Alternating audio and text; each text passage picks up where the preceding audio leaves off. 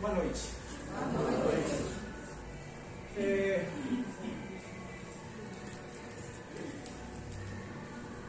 Durante essa semana nós estamos viajando no tempo e ontem nós estávamos numa reunião com Cristo onde Ele ensinou o verdadeiro amor e provavelmente aquela seria uma das reuniões mais importantes em público, porque a próxima seria em privado com alguns dos seus.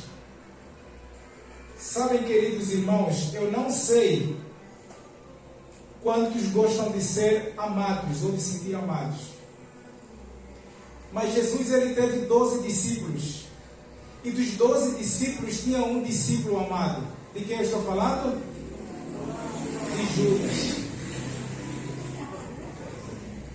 Porque João se torna discípulo amado depois que o mestre morre, depois que o mestre sobe para o céu, depois que João se converte. Mas durante o ministério de Cristo, a fonte de amor jorrava para Judas Iscariotes.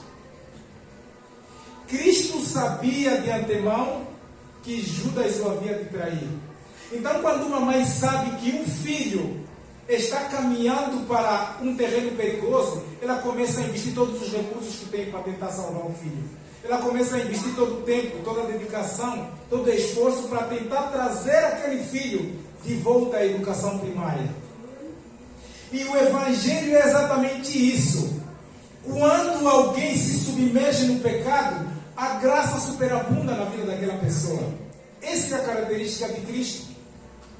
Nós cantamos que o impressionante amor largou as 99 ovelhas e veio em busca de uma que se perdeu, se referindo ao nosso mundo que caiu em pecado.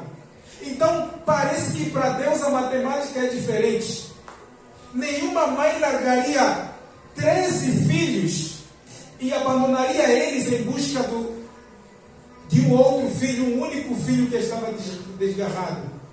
Nós percebemos entre os 12, embora muitas pessoas não consigam ver isso no Evangelho, mas dentre os 12 discípulos, nós percebemos que Judas era aquele em quem Jesus demonstrava mais amor, em quem Jesus demonstrava mais afeto. Porque onde abunda o pecado, superabunda a graça. E o dia que nós entendermos isso, nós começaremos a amar mais os nossos inimigos do que os nossos amigos. Aliás, eu nunca vi Jesus dizer assim: amai os vossos amigos. Ele disse: amem os vossos inimigos. Cristo tinha 11 amigos e ele tinha um inimigo. Era para esse que ele decidiu fazer o discípulo amado. Sabem, queridos amados irmãos, se Judas tivesse morrido uma semana antes, ele seria dos 12 o maior dos apóstolos, maior que Paulo ainda. Mas a vida é feita de escolha, e eu queria convidar-te para abrir a sua Bíblia no Evangelho de São João. No Evangelho de São João nós encontramos um relato surpreendente a respeito da última ceia, a respeito da última janta que Cristo deveria partilhar. Aliás, era a última refeição que Jesus faria até a sua morte. Porque as demais horas foram horas de jejum, de fome, de sacrifício e de sofrimento. Evangelho de São João, capítulo 13. A descrição do Evangelho é profunda e um pouco assustadora. Como Jesus é diferente na sua forma de tratar os mortais.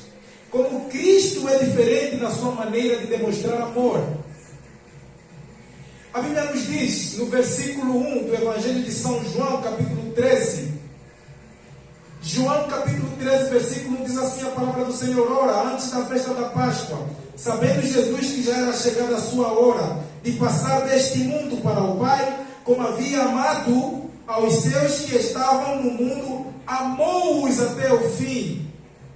E acabada a ceia, tendo já o diabo posto no coração de Judas Iscariotes, filho de Simão, que o traísse, Jesus, sabendo que o Pai tinha depositado nas suas mãos todas as coisas e que havia saído de Deus, ia para Deus. Levantou-se da ceia, tirou as vestes e, tomando uma toalha, cingiu. Deixa eu explicar algumas coisas para entendermos. Existe uma diferença de ceia e uma diferença de lava-pés. A Santa Ceia é uma cerimônia que substituiu a Páscoa. É claro que nós estamos numa semana de um feriado de Páscoa, véspera da Páscoa, mas biblicamente a Páscoa não existe mais. Porque a Páscoa é uma festa do povo de Israel, do povo hebreu, da saída do Egito para o deserto e depois para a terra prometida. E quando Jesus pediu que os discípulos preparassem a Páscoa, os discípulos foram para a casa daquele que seria Marcos, posteriormente o discípulo, e mãe de Marcos cedeu a sua casa para que Jesus e seus discípulos fizessem então a suposta Páscoa, que na verdade virou a Santa Ceia. Então Jesus partiu o pão com os discípulos, tomou o suco da uva sem fermento, porque não poderia ser um vinho, porque o sumo da uva, ou a bebida da ceia, simbolizava o sangue de Cristo, e o sangue de Cristo era o símbolo de pureza, porque o fermento na Bíblia é símbolo do pecado. O pão da ceia tinha que ser sem fermento, e o suco da uva, ou vinho, como muitos preferirem, tem que ser também sem fermento. Então, depois dessa cerimônia na casa de Marcos, Jesus então deu continuidade nessa solenidade de lavar os pés dos seus discípulos. Sabem, queridos, nos tempos bíblicos, quando havia um jantar, as pessoas tinham que lavar os pés e as mãos. Mas quem teria que fazer isso era o escravo ou o empregado da casa. Como era na casa de uma mulher que tinha um filho e ela não tinha muitos recursos para contratar um servente, então ela deduziu bem, se é uma festa com bastante homens e jovens, alguém ficará com a responsabilidade de fazer o papel de escravo. E os 12 discípulos estavam lá. Que tal? Quem é que vai ser o escravo? Imagina como que deveria ser o chulé de um pescador. A gente não para imaginar, naquela época os calçados não eram tão confortáveis. Era couro puro, bruto, e eles andavam muito a pé. Pegavam muita poeira, então não eram pés limpos de se lavar. Somente um escravo aceitaria tamanha baixaria. Então um olhou para o outro olhou para o outro. Quem é que vai lavar o pé de quem? Então Jesus, mestre por excelência, para servir de exemplo, pegou uma toalha, colocou nos ombros e se ajoelhou. E olhou um para a cara do outro. E aí? Mas essa atitude de Jesus começou a fermentar no coração de Judas um sentimento de ódio. Porque Judas queria que Jesus libertasse o povo de Israel, estabelecesse um trono, e que Judas seria o tesoureiro desse novo reino que Jesus estabeleceria, que é o reino da glória. Só que Jesus sabia que o reino dele não é deste mundo e que ele precisaria ir para o Pai. Então essa atitude de Jesus mostrou a Judas que Cristo não estabeleceria o reino dele aqui. E ele, com ódio no coração, porque Satanás havia possuído ele, decidiu então entregar o mestre. Possessão demoníaca não é só gente se jogando no chão, batendo a cabeça na parede. Sentimentos ruins também é símbolo de possessão diabólica. Falar mal da vida dos outros também é símbolo de possessão diabólica. Sabe, a pessoa fala mal de você quando você não está. Quando você está, ela fala mal da outra pessoa, sucessivamente assim. Judas não falara, mas alimentava esse sentimento no coração. Todas as vezes que nós começamos a falar mal de alguém, tenhamos a certeza de que o espírito diabólico se apossou de nós.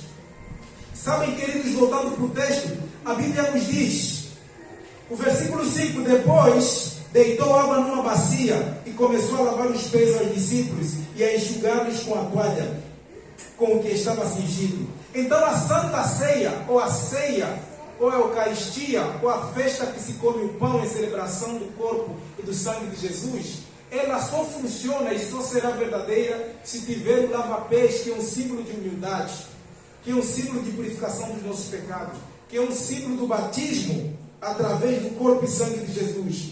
Nós conhecemos o relato e o desenrolar da história. A Bíblia diz, voltando para o Evangelho, versículo 6, aproximando-se, pois, de Simão Pedro, que lhe disse, Senhor, tu vais lavar-me os meus pés? Respondeu Jesus e disse-lhe, o que eu faço não sabes tu agora, mas tu saberás depois.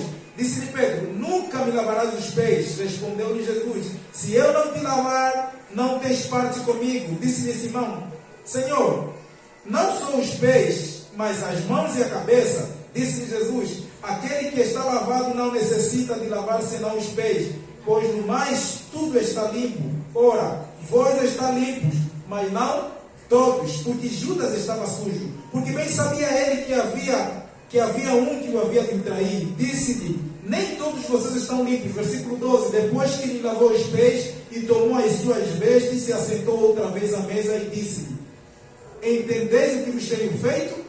Vós me chamais de mestre e senhor e dizeis: bem, porque eu sou. Ora, se eu sou o senhor e mestre e vos lavei os pés, vós deveis também lavar os pés uns dos outros. O conceito de liderança na sociedade é diferente.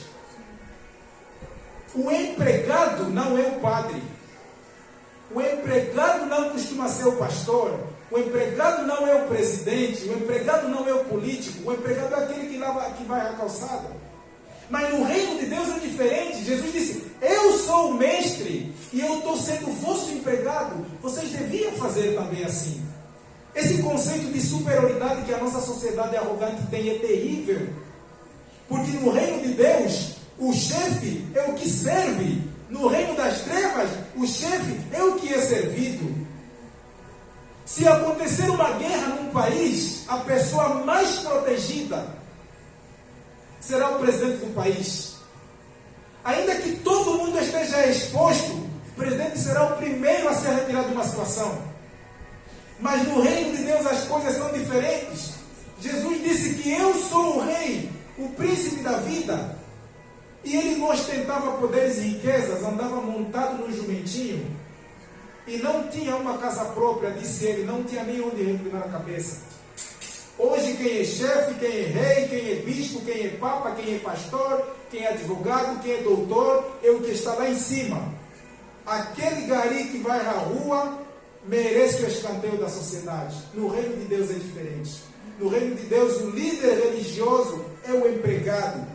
Nós precisamos continuar dando sequência no nosso texto. A Bíblia nos diz, versículo 18: na verdade vos digo que não é o servo maior do que o seu Senhor, nem o enviado maior do que aquele que o enviou. Se sabeis estas coisas, bem-aventurados sois se as fizeres. Não falo de todos vós, eu bem sei que eu tenho escolhido, mas para que se cumpra o que está escrito na Escritura: o que come o pão comigo, o que levantou a mão contra mim e o seu calcanhar, desde agora vos digo, antes que aconteça, para que quando acontecer acrediteis que eu sou. Na verdade vos digo, que se alguém receber o que eu enviar, me recebe a mim. A quem me recebe a mim, recebe aquele que me enviou. Tendo Jesus dito isso, turbou-se o espírito e afirmou, dizendo: na verdade vos digo, que um de vós me trairá. Queridos, eu creio que além da morte, o pior sentimento é o de traição.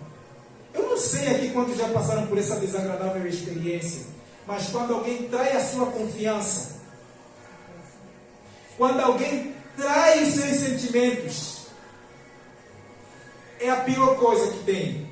Quando uma pessoa decide que você não vale nada e que troca por outra, é a pior escolha. Isso machuca mais do que a morte de um filho.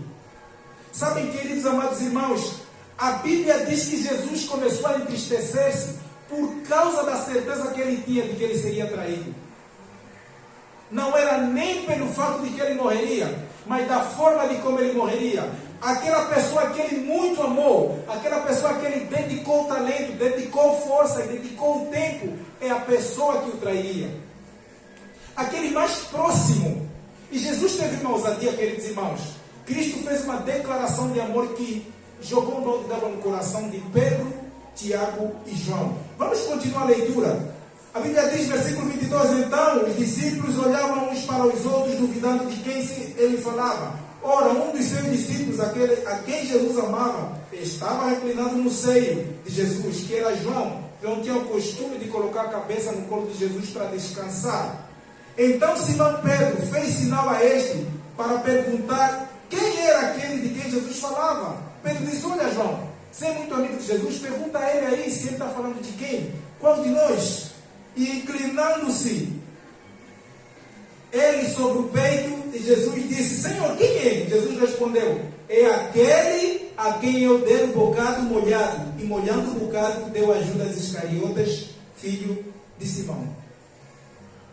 Queridos, essa atitude de Jesus foi a maior declaração de amor que Jesus fez enquanto ele esteve na terra. Porque só existiam duas possibilidades de uma pessoa dividir o seu prato com a outra pessoa no mesmo momento. Ou se a pessoa fosse teu cônjuge, seu marido ou sua esposa, então vocês colocariam a mão no mesmo prato e comeriam da mesma comida. Ou se a pessoa fosse aquele a quem você mais amava. E dos 12 discípulos, o único que Jesus teve essa atitude em público foi com Judas Iscariotes. Sabem, queridos amados irmãos, Jesus demonstrou amor por Judas. E quanto que Judas valia? Nada. Jesus tem demonstrado amor por mim, por você. Quanto que eu valho? Quanto que você vale? Zero. Nós somos traíras. Nós somos falsos. Nós somos piores do que Judas.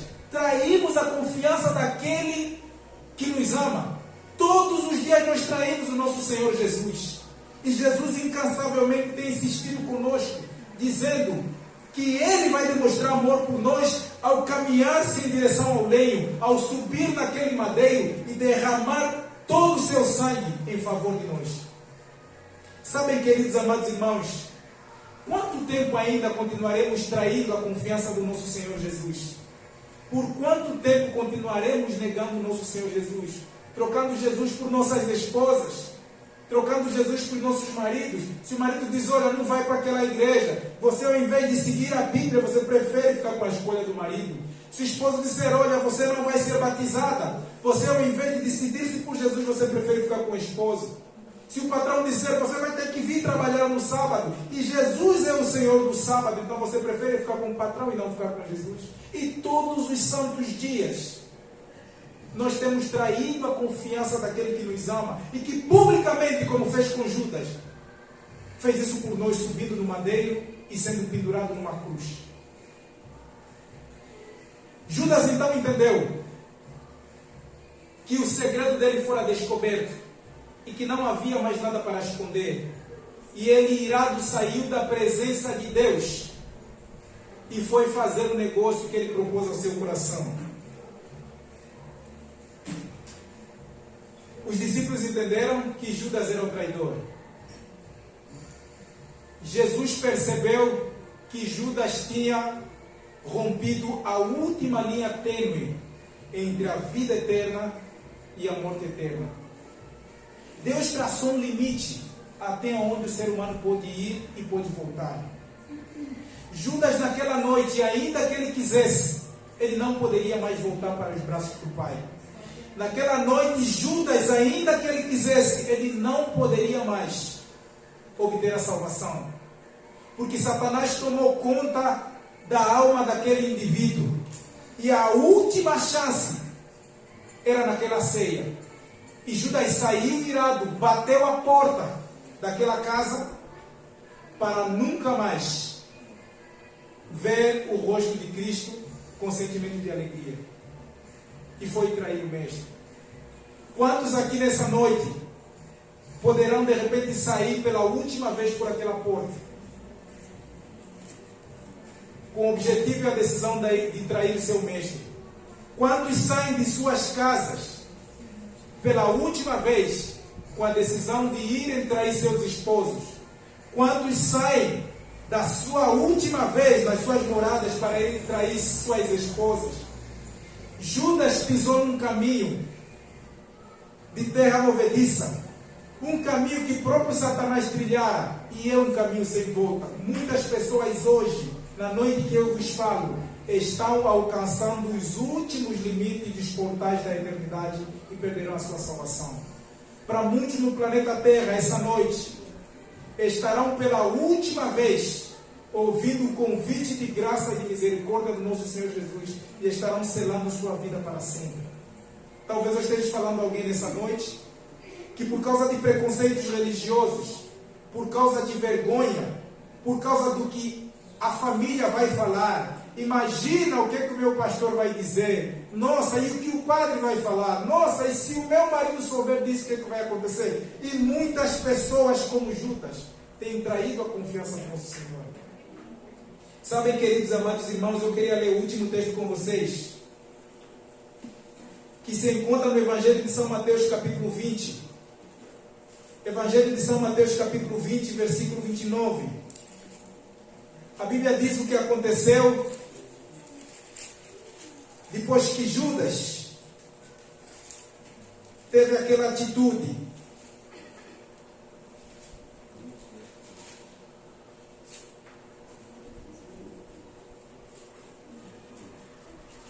São Mateus capítulo 20, versículo 29.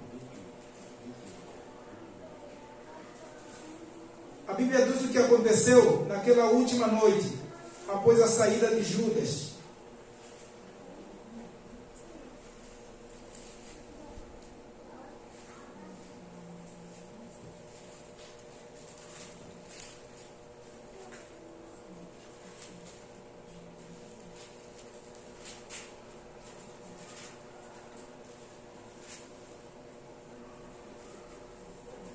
Mateus 26, versículo 29. Mateus capítulo 26, versículo 29.